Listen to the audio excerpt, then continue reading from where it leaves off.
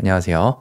자, 오늘은 주말이고 하니까 제가 이번 주에 재미있게 봤던 종목들, 그리고 좀 배워볼 만한 그런 종목들에 대해서 몇 개 종목을 보시면서 그 내용을 다뤄보도록 하겠습니다. 자, 우리가 어떤 차트상에서 종목들이 등장을 할 때는 그 종목이 우리에게 주는 교훈들이 있습니다. 어떤 종목이든지, 물론 내가 매매할 수 있는 것과 없는 건 또 다른 문제이긴 하지만 그런 교훈을 주는 그런 종목들이 있는데 대개는 그런 교훈들이 좀 겹치는 부분들이 있습니다. 어쨌든 이 차트상에서 주가를 가지고 이렇게 움직이다 보니까 어쩔 수 없이 상황이 겹치게 되는 부분들이 있어요. 이것을 유형이라고 부르죠. 자, 이런 유형들을 우리가 알고 있을 때, 그러니까 모르는 게 아니라 아는 흐름일 때는 그에 대해서 적절한 기존에 갖고 있었던 그 지식을 가지고 매매를 할 수 있습니다. 그러니까 어떤 상황들이 발생했을 때 그 유형을 내가 미리 정리해 두는 게 굉장히 매매하는 데 도움이 된다고 생각을 합니다. 일단 차트상에서 항상 돌파가 나오면서 이런 거래량들이 발생했을 때는 의미 있게 봐야 돼요. 그리고 대부분은 그런 흐름에서 세력들은 매도를 하는 흐름들이 많습니다. 자, 이때 제가 좀 설명을 드리고 싶은 거는 과연 이 매도를 하는 흐름에서 어떤 특징들이 있는가예요. 세력들은 어쨌든 본인들이 매집을 했던 그런 물량들을 어떤 이슈나 재료가 부각이 되면서 상승이 나올 때 정리를 하려는 그러한 목적성이 강합니다.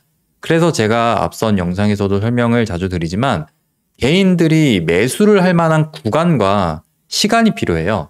자, 대창의 경우를 보면 7월 25일 날 아침 9시 30분부터 거래량이 발생을 하고 이렇게 상승 구간이 진행이 되면서 굉장히 많은 이런 거래량들이 상승 구간에서 이렇게 진행이 됐습니다. 그럼 이 차트만 보더라도 누구나 다 이 구간, 그러니까 이런 초입 구간을 제외하고는 이러한 구간에서 매수할 수 있는 그런 시간과 여유, 그리고 이 종목을 시장에서 볼 수 있었던 인기 검색어에도 오르게 됐겠죠. 그런 데서 등장을 하다 보니까 누구나 다 이 종목을 주목을 하고 매수를 할 수 있단 말이에요. 근데 매집을 하는 단계에서는 그러한 자리들이 보통은 잘 나오지 않습니다. 물론 주목하게 되는 경우는 있겠지만 우리가 매수를 계속할 수 있는 그러한 구간은 잘 나오지가 않아요. 그래서 만약에 내가 어떤 종목을 보고 있는데 매수를 할 수 있는 구간들이 거래가 터지면서 이렇게 계속 발생을 한다면은 세력들이 매도를 하고 있을 가능성이 매우 높기 때문에 이런 부분들은 반드시 주의를 해야겠죠. 이건 앞에서도 먼저 설명드린 바가 있습니다. 그런데 항상 그 전에서 어떤 현상들이 있었는가를 제가 항상 같이 공부하시는 분들에게 강조를 드리는데 어쨌든 이렇게 개인들에게 물량을 넘기기 위해서는 이 친구들도 정리를 해줘야 돼요. 본인들이 갖고 있었던 그런 매물, 그 다음에 이제 물량, 본인들이 매집했던 그런 물량들을 정리하기 위해서는 당연히 자리를 좀 잡아줘야 됩니다. 그러니까 저항이 되는 부분에 대해서는 좀 처리를 해줘야겠죠. 그래서 대창의 경우를 보면은 지난 3월 달에 여기에서 만들어졌던 이런 매물대가 있습니다. 자, 이 구간을 어쨌든 돌파하기 위해서는 반드시 제거를 해줘야 된단 말이에요. 여기에서 많지는 않지만 한 600억 정도에 되는 윗꼬리 물량들이 존재를 하고 이제 오늘도 이렇게 형성이 됐겠죠.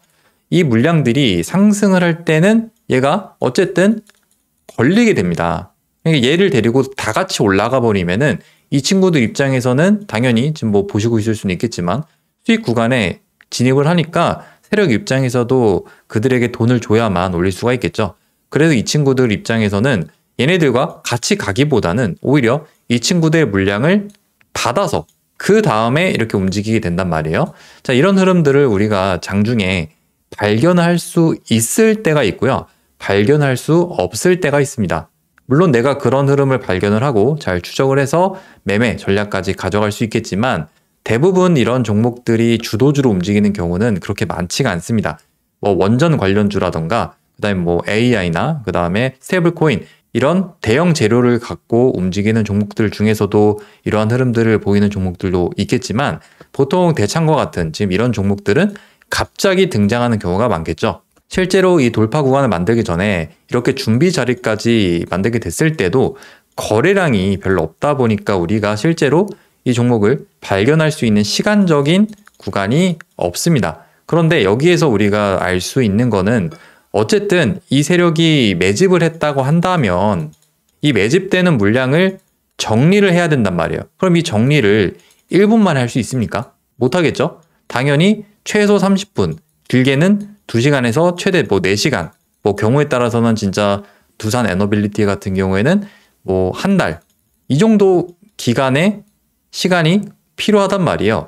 그래서 어떤 종목들이 매도를 하는 구간을 살펴보면은 반드시 개인들이 매수를 할 수 있는 그런 구간들이 발생을 할 수밖에 없습니다. 자, 이번 달 초죠. 에코플라스틱의 경우에도 비슷한 흐름에서 이 종목이 움직이게 됐는데 여기에서 굉장히 많은 거래량들이 발생했고 물론 그 뒤에서도 더 상승을 하기는 했지만 우리가 볼 수 있는 그리고 배워야 하는 부분은 바로 7월 3일 날 발생한 이 캔들입니다. 이 종목도 여러 번 설명드린 적이 있어요. 앞에서 이렇게 파동을 준비했던 구간들이 존재하고 어쨌든 이 친구들 입장에서도 앞에 있던 이 4월 달에 매물대라는 것이 항상 걸림돌이 됩니다. 그래서 이 구간들을 처리를 좀 해줘야 되는데 보통 사람들은 이러한 구간에서 이 캔들에 대해서 좀 오해를 합니다. 그러니까 보통 이렇게 음봉을 만들거나 윗꼬리를 길게 만들면서 이렇게 내려가게 되면은 이 종목에서 세력이 다 팔았다 이런 생각을 합니다. 그 말을 한 본인이 더 잘 알 텐데 다 팔려면요. 반대로 얘기하면은 개미들은 다 사야 돼요. 그럼 다 살 수 있는 그런 재료도 존재하고 그 다음에 시장에서 그 종목이 주도주로 또는 검색 우선순위에 오르면서 개인들한테 노출될 수 있는 시간이 반드시 존재를 해야 됩니다. 아마 이 당시 에코플라스틱을 기억하시는 분들도 있겠지만 이날 전날에 시간 내에서 굉장히 많은 상승을 갔던 걸로 기억합니다. 한 6% 정도 그렇게 올랐던 걸로 기억하는데 그래서 다음날 이렇게 장이 열렸을 때 갭이 뜨고 1분 정도 이렇게 올랐다가 이렇게 내려갑니다. 보통은 개인 투자자들은 이런 데서 사지 못해요. 그러니까 내려가는 흐름에서는 무서워서 매수를 잘 못합니다. 그러니까 이렇게 올라갈 때는 잘 매수를 하는데 이런 구간에서는 잘 매수를 하지 못하죠. 그러면 여기에서 있었던 이런 파동들이 과연 개인들에게 모든 물량을 정리를 하고 그 다음에 과연 죽는 흐름인가 이거에 대해서 냉정하게 한번 생각해 볼 필요가 있습니다. 자, 그러한 흐름을 만들고 나서 주가를 한 이틀 정도 이렇게 내리다가 다시 파동을 만들기 시작한 게 이제 빠르면 7월 1일, 그 다음에 7월 2일도 이렇게 파동을 만들죠. 그 다음에 거래량을 굉장히 많이 발생시키면서 물량을 정리할 수 있는 그리고 개인들이 전부 다 사갈 수 있었던 구간은 바로 여기에서 존재를 합니다. 그러니까 이런 구간에서는 우리가 세력들이 팔았다라고 생각을 할 수는 있는데 여기에서는 조금 어려울 수도 있어요. 물론 상황에 따라서 이 종목에서 세력이 많은 물량을 갖고 있지 않을 때는 그런 케이스를 생각할 수도 있겠지만 최소한 이런 구간 정도는 나와줘요. 아무리 못해도 이런 구간 정도는 나와줘야 세력들이 물량을 어느 정도 팔고 있겠다. 얘는 이제 많이 팔았다. 이런 판단을 할 수 있단 말이에요. 그래서 우리가 어떤 매물대에 대해서 과연 거래가 많이 터졌는가 이런 것들을 종목을 보시면서 판단을 좀 해보셔야 됩니다. 당연히 개인들이 이런 캔들에서는 겁을 많이 먹기 때문에 반대로 손절을 하게 되고 그 다음에 이렇게 상승을 만들어 가게 되는데 모든 파동들의 원리가 이렇습니다. 누구나 다 보는 그리고 누구나 다 좋아하는 그러한 자리에서는 슈팅이 잘 나오지 않고 진짜 내가 수익을 볼 수 있는 자리는 오히려 그런 자리를 만들고 다음에 수급들이 발생을 할 때 볼 수 있으니까 이 개념을 잘 활용하신다면 여러 종목에서도 이 흐름을 잘 판단하실 수가 있을 겁니다. 그리고 지난주에 상승을 했던 청당 글로벌의 경우를 보시게 되면 거래량만 보시더라도 이 구간에서 많은 매물이 정리가 되었을 거라고 생각합니다. 지금 조금 더 이렇게 오르곤 있지만 얘는 크게 이제 의미가 없을 것 같고 아마 세력들은 이 구간에서 많이 정리를 했을 거라고 생각합니다. 만약에 혹시 이 종목을 들고 계시다면은 조금 조심하시는 것이 좋겠죠. 그러면 이 캔들이 나오기 전에 어떤 현상들이 있었는가 그 종목이 나에게 주는 교훈은 어떤 것들이 있는가 한번 보게 되면 밑에서 이렇게 파동들이 계속 이렇게 있었던 그런 구간들이 있습니다. 그런데 우리가 이런 종목을 여기에서 인식을 할 수는 없겠죠. 여기에서 미리 매수를 해서 스윙하거나 장기 투자를 하거나 이런 매매를 하기에는 거래량도 별로 없고 그 다음에 이 종목이 올라야 하는 명확한 재료나 이유, 화장품 관련주니까 수급에 대해서 생각을 해볼 수는 있겠지만 매수를 하기에는 그렇게 쉽지가 않단 말이에요. 그러면 이 캔들이 나오기 이전에 우리가 의미 있게 볼 수 있었던 그런 캔들은 당연히 전날에 있었던 이 캔들, 이것에 해당하겠죠. 그러면 이 캔들이 발생했을 때 상황을 보면은 이런 구간들을 이제 돌파를 하면서 다음에 있었던 이 강한 매물대 한 700억 정도 되는 이런 매물대로 진입을 합니다.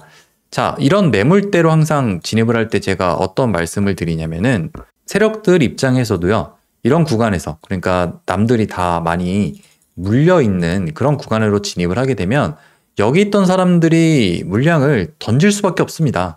그러니까 제가 예전에 종가에 대해서도 자주 설명을 드렸었는데, 여기에다가 종가를 형성한다는 건요, 여기에 심지어 이 윗꼬리에 많이 물려 있겠죠. 이들이 던지는 물량을 정통으로 받아줘야 돼요. 그렇지 않고서는 여기에서 종가를 형성할 수 없습니다. 만약에 이 종목이 여기에서 종가를 형성하지 않고 윗꼬리를 이렇게 길게 달면서 거래량이 많이 발생했으면은 걔는 이제 분봉상에서 개인 투자자가 매수할 수 있었던 그런 구간들을 좀 찾아보면서 아, 정리가 될 수 있었겠구나, 이제 그런 판단들을 할 수가 있어요. 그런데 이 종목 같은 경우에는 그러지 않았죠. 그래서 얘 같은 경우는 여기에서 물량들을 전부 다 받아가서 그 다음 날까지 흐름을 이어가면서 이렇게 상승을 진행했던 종목입니다. 다른 종목 한번 비교해 볼게요. 자, 지난주 금요일 날에 상승을 했던 이 세비캠의 경우를 보시면 2차 전지 관련해서 종목들이 바닥에서 반등이 나올 때 같이 이렇게 양봉을 형성했습니다. 당시에는 이제 상한가로 진입을 했다가 살짝 이렇게 윗꼬리를 달아줬는데 형태만 보면은 청당 글로벌과 좀 비슷하죠. 그런데 이 종목 같은 경우에는 좀 다르게 보셔야 됩니다. 왜냐면 여기에 있었던, 그러니까 이 윗꼬리에도 어쨌든 개인들이 물려 있을 수는 있겠는데 얘 같은 경우는 많은 거래량이 발생해요. 그러면 세비캠은 개인들한테 물량을 넘겼던 캔들이고 청당 글로벌은 왜 아닌가요? 라고 생각을 해보면 분봉을 보시면 됩니다. 자, 분봉을 보시게 되면 그런 흐름들을 우리가 잘 확인할 수 있는데 아침에 9시 때에 발생한 이러한 캔들은 우리가 실제로 이 캔들을 보고 매수를 할 수 있는 구간은 별로 없습니다. 이렇게 피레침을 만들고 내려가면은 뭐 따라 붙는 사람들은 있겠죠. 그런 사람들은 단기적으로 큰 손실을 보는데 그런 사람들이 이 종목의 세력이 목적되는 부분이 아니라 이 세력은 당연히 많은 물량을 정리해야 되기 때문에 거래량이 많이 필요하게 됩니다. 그래서 세비캠의 경우를 보면 11시 이후부터 갑자기 이렇게 또다시 거래량이 발생을 하고 그 다음에 종가까지 심지어 그 다음 날에 올리면서 여기서 이제 VI를 걸었거든요. 여기까지 굉장히 오랜 시간 거래량을 발생시키면서 개인들이 여기서 매수를 할 수 있는 구간들을 충분히 발생을 시켜줍니다. 그러니까 이 구간을 볼 때 아, 여기에서 사람들이 많이 샀겠구나, 이런 판단을 할 수가 있겠죠. 여기에서는 거래량이 별로 없죠. 상대적으로 거래량이 많이 없다 보니까 여기에서는 많이 못 사지만 이러한 구간에서는 정말 많이 삽니다. 심지어 이런 상한가를 들어가게 되거나 다시 이런 구간을 돌파하면서 VI까지 걸게 되면은 이런 데서는 또 눌림으로 또 많이 사거든요. 그러다가 흐름을 마무리하게 되면 굉장히 큰 손실 구간으로 진입을 하고 뭐 여기선 반등이 조금 나오긴 하지만 뭐 더 갈 수도 있겠지만 일단은 우리가 이런 데서는 개인들이 많이 매수를 했다. 그러면 반대로 세력들은 매도를 했다. 이제 그런 판단들을 할 수가 있는 거죠. 반면에 청당 글로벌을 보면은 거래량만 보시더라도 그런 부분들을 확실히 구분할 수가 있습니다.